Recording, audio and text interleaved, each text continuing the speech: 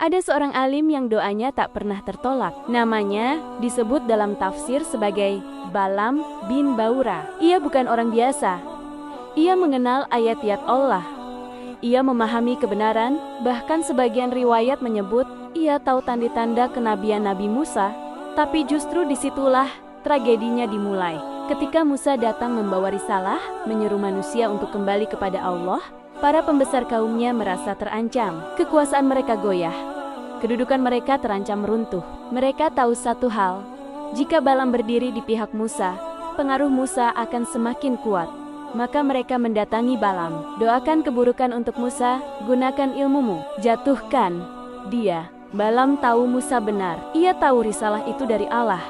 Tapi dunia mulai berbicara lebih keras daripada imannya. Tekanan datang, janji kedudukan ditawarkan, harta dan kehormatan dibentangkan di hadapannya. Dan di titik itulah ia membuat keputusan paling fatal dalam hidupnya. Ia memilih memihak kebatilan. Ia berdiri bersama orang-orang yang menolak kebenaran. Ia mencoba menggunakan ilmunya untuk mendoakan keburukan atas Nabi Musa dan para pengikutnya. Ia menjual ilmu yang suci demi kepentingan dunia. Namun ketika ia mengangkat tangan dan berusaha melaknat Musa, lisannya justru tak mampu. Sebagian riwayat menyebut doanya malah berbalik menghantam dirinya sendiri. Sejak saat itu, cahaya ilmunya padam. Hatinya mengeras.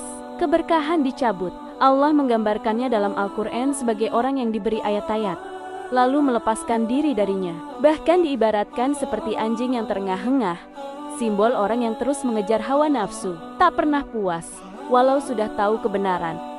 Inilah tragedi yang sesungguhnya. Bukan karena ia tidak tahu, bukan karena ia bodoh, tapi karena ia tahu dan tetap memilih salah. Ia tidak jatuh karena kurang ilmu, ia jatuh karena tunduk pada dunia.